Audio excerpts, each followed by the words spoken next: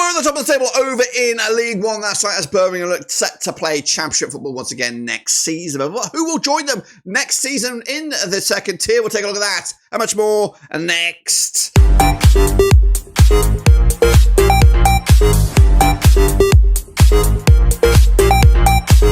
That's right, folks, back once again with another prediction video. Today is all about Matchday number 36, I believe, over in League One, and we'll get to it in a second. If you know where you've been, smash your subscribe button. You want to shop for League One, Blackpool Rovers, World Football. We're going to all here under one rooski. That's right, of course, Birmingham doing their thing, of course, running away with it at the moment. And of course, what about the race for the playoffs?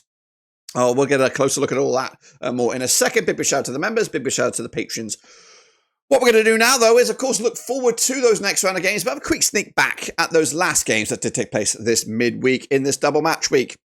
So sit tight, hold on, we're about to get into it. Alrighty then, folks, let's turn the clock back to this past midweek, and these were those. Now, spoiler alert, I'm actually recording this video before these games have actually taken place, so I have no idea how all they were panned out. I just won't be able to do a video midweek, so I'm recording kind of back to back. I just recorded these ones, so hopefully I'm right, but I'm going to go into this with a bit of a mystery, but I can assume some results. And of course, I will edit this a little bit closer to the actual drop of this video, so the graphics on the screen should be correct, and so should the table be correct. That's right. We're going to look at the table right here, right now. What I can predict is that Birmingham City will be top. There's no matter what will happen this week that will change that. And I will also predict that Shrewsbury Town are in the relegation zone. There is no way that could change this, no matter what happens this midweek. So that's the situation we have it in there. Make sure you take a good snapshot of it. And of course, we're not going to look at the prediction league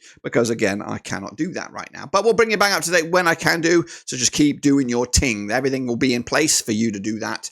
But we're looking forward to these round of games, which are coming at you this coming weekend, boys and girls. We're starting, of course, Saturday, the 8th of March. That's right. So we're going to go into this again, a little bit dubious on the data. Of course, form's going to change. Of course, position of the table is going to change. But I'm going to give you the best I can do with what I've got right now. So Crawley up against Reading coming at you this coming Saturday. It's two Irish coaches in the dugout. We have Robert Elliott from Crawley and we have Noel Hunt from Reading. Now, they played 3 times in 2013. 1 win for Crawley, 2 for Reading, and there's been 0 draws. Reading coming into this on pretty good form right now, and they are well and truly in that playoff discussion. Crawley well and truly in that relegation discussion. Of course, their form could be doing with a massive boost as well. Last time around over at this very venue, it was a 3-1 win for Reading. It was in the FA Cup back in January 2013. The reverse fixture at the Matchday, it was a 4-1 win for Reading back in October. Of course, bookies for this one then.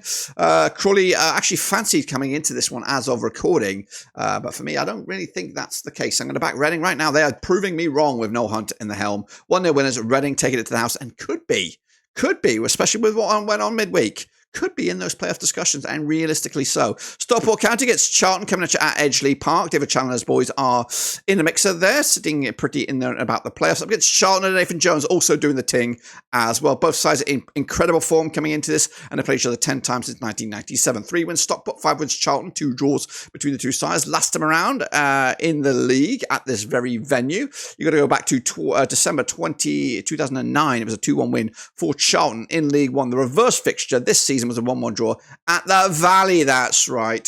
Speaking of the Valley, we're not at the Valley this time. We're at Edgeley Park. Last time we were at Edgeley Park, it was a 2-1 win for Stockport over Blackpool. And meanwhile, Charlton's last away trip was a 2-1 away win to Leyton Orient. The bookies odds for this one, this is a difficult one. They do go with Charlton on this one. No, they don't. I'm looking at the wrong one. They do go with Stockport on this one. Charlton massively unfancy. It's a difficult one to call here. I'm going to go with a 2-1 win, begrudgingly, though. I do like Charlton under Nathan Jones. I'd like to see them back in at least the Championship. Meanwhile, Barnsley against Blackpool in the Battle of the Bees coming at Oakwell. That's right. Darryl Clark's boys are in the mixer as well. They're good form right now. Good recent form anyway. Up against Blackpool under Stevie Bruce, who do come into this on not the latest bit of form. They've been drawing too many games. They're coming at you outside looking in. Both sides, in fact, in and around about the same spots in the table, but Barnsley very much in the mixer. Blackpool not so much. They played 36 times in 2002, 16 wins Barnsley, 13 wins Blackpool, 7 draws between the two sides. Last time around over at Barnsley. It was a 1-0 win in the league to Blackpool back in September 2023. The reverse fixture this season over at Bloomfield Road was a 2-1 win for Barnsley. Barnsley, though, of course, their home form has been okay, the most recently anyway, with that 7-0 thriller against Lincoln. Blackpool's last away match was a 2-1 loss to Stockport. The bookies' odds for this one, though, they'll go with Barnsley. Of course, they will. Blackpool not looking the greatest at the moment. I'm going with a 2-0 win. And Barnsley are definitely in that playoff discussion. Birmingham, though, are definitely on their way to the Championship. Not confirmed just yet, but they're taking on Lincoln City, who I thought could be in the mix of this time around. Unless they get in some sort of crazy form like last year, they are not in it this time. But they played Birmingham 3 times in 2004. Birmingham winning all 3 of them. And they're coming into this red hot to bloody trot. Lincoln, though, could do with a win, and their form is pretty woeful as of recording. Last time around, of course, over at St Andrews, they haven't actually played here in the league. The last time they played each other at this venue prior to this season, it was a 3-1 win for Birmingham. That was over in September 2004 in the EFL Cup. The reverse fixture at Sincilbank was a 3-1 win for Birmingham as well back in October. But they've also played in the FA Cup. It was at St Andrews as a 2-1 win back in January. Birmingham, of course, pretty good at the moment at home. Back-to-back clean sheets at home, picking up wins over Orient and Wycombe. They are big ones. Lincoln on the road, though, have scored goals. They've scored 6 goals in the last 2 games on the road, but they've only picked up 3 points. The odds for this one, then, Birmingham massively fancied.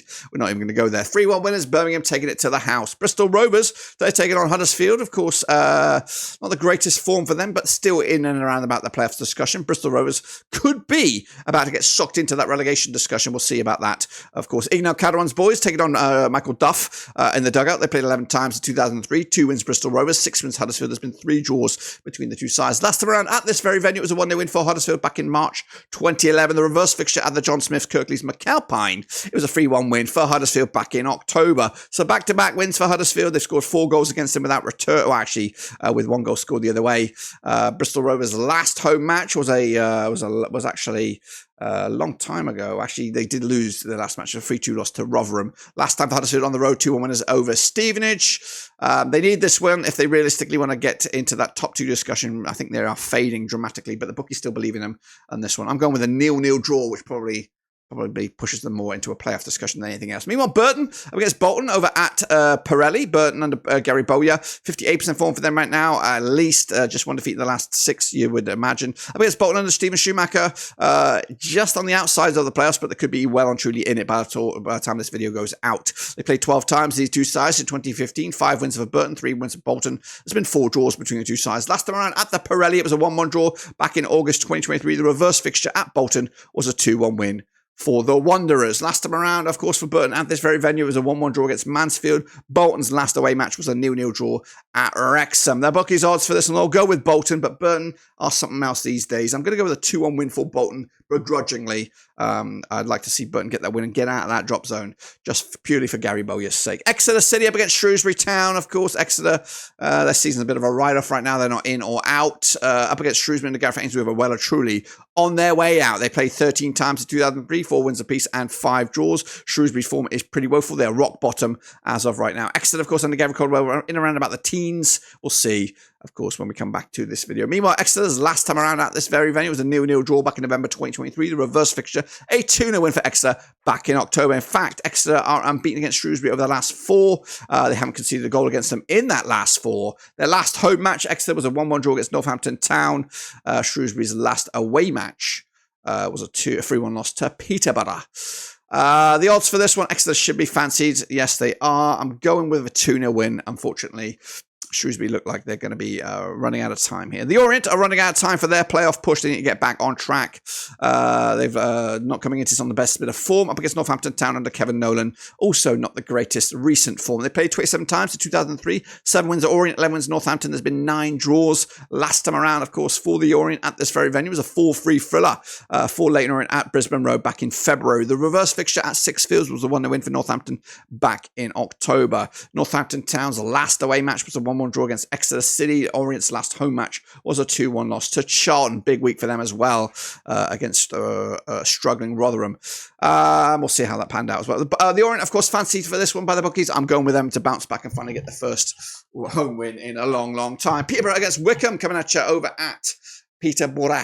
Of course, Darren Ferguson's boys got a Wembley date to look forward to, up against Wycombe, who are in and around about the automatic spots, but right now my questions are still out there for Mike Dodds. They played 21 times since 2003, 6 wins Peterborough, 9 wins Wycombe. There's been 6 draws. Of course, Peterborough's form has ticked up a little bit in and around mid-table. Of course, would like to finish strongly up against Wycombe. Would just like to stay in that top 2 discussion. And last time around, over at this very venue in the league, it was a 2-2 draw back in October 2023. The reverse fixture, a 3-1 win for Wycombe at Adams Park. They actually played in the EFL Trophy last year. Peterborough coming out on top with the 2-1 win. Of course, so Peterborough are in another final this time around. The last home match for Peterborough was a 3-1 win over Shrewsbury. Of course, Wycombe's last home match was a 1-0 loss to away match. Sorry, was a 1-0 loss to Birmingham. They haven't been scoring goals of late. Bookies odds on this one. Peterborough have turned a corner right now, and I do think they're going to get something out of this one. I'm going with the 1-0 win for the hosts. Wycombe got to do some wonders if they're going to stay in that top 2. Stevenage up against Mansfield, coming at you over at Stevenage. Alex Revell's boys again. The form has gone off big time, as has Mansfield. Both sides desperate for a win to save their seasons. Of course, they played each other 23 times in 2008. 7 wins Stevenage, 12 wins Mansfield. There's been 4 draws between the two sides. Last time around over at Stevenage, it was in the league. It was a 0-0 draw back in December 2022. Meanwhile, they did play each other at Mansfield. It was a 1-0 win for Stevenage back in October. They also had an FA Cup date this season at Stevenage. It was a 1-0 win for Mansfield. Mansfield, of course, last time around on the road, they picked up a 1-1 draw against Burton. Stevenage's last home match was a 2-1 loss to Huddersfield Town. The bookies odds for this one, they'll go with Stevenage on this one. This could be a draw, but I am going with Stevenage to bounce back and maybe finish the season strongly. Meanwhile, Wigan, they decided to part company with Sean Maloney on the weekend. Of course, not sure who's going to be in the helm for this game, but Glenn Whelan, it looks like, up against Cambridge and Neil Harris. Of course, Neil Harris has managed to get a couple of tunes out of that Cambridge side, and they're coming at you. Played Wigan 6 times in 2021. 2 wins Wigan, 3 wins Cambridge. There's been 1 draw between the two sides. Last time around, of course, at the DW, it was a 2-1 win for Wigan way back in September 2023. The reverse fixture at Cambridge was a 2-0 win for Cambridge back in October. They also played in this season's FA Cup. Wigan coming out on top after extra time. 2-1 winners. Wigan, though, did lose to Reading last time around at the DW. Cambridge picking up a 2-0 win over Crawley. Again, under Neil Harris getting that tune out of them boys right now. The odds for this one, Wigan fancied for the win. I'm going with the draw here because that new manager bounce still in effect, I feel, for Cambridge at the moment. And then finally, we go to Wales. It's Wrexham up against Rotherham, who might be on the brink of getting rid of Steve Evans. It's not worked out for him this season. They played Wrexham 3 times in 2007, 1 for Wrexham, 2 for Rotherham. There's been no draws, of course. Wrexham's form has not been the best of late. As for Rotherham's, it's been absolutely woeful whole season long. Last time around at Wales, it was a 1-0 win for Rotherham way back in September 2007. The reverse fixture at the New York Stadium was a 1-0 win for Wrexham back in October.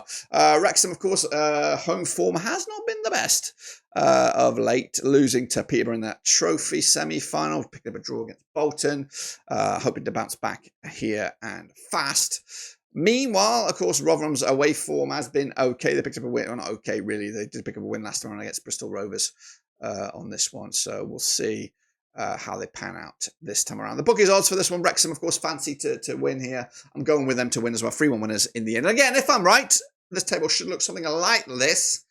I should hopefully have updated this. Let me know, of course, if I haven't. But it doesn't matter if I haven't or haven't. This is going to be what it is. But until then, of course, that's my picks. Make sure to get your own predictions in as well. We'll look forward to seeing those when we return. But until then, guys, that is it. Subscribe, smash the like, catch you later. We'll bring you bang up to date with everything when we return. But until then, we are done.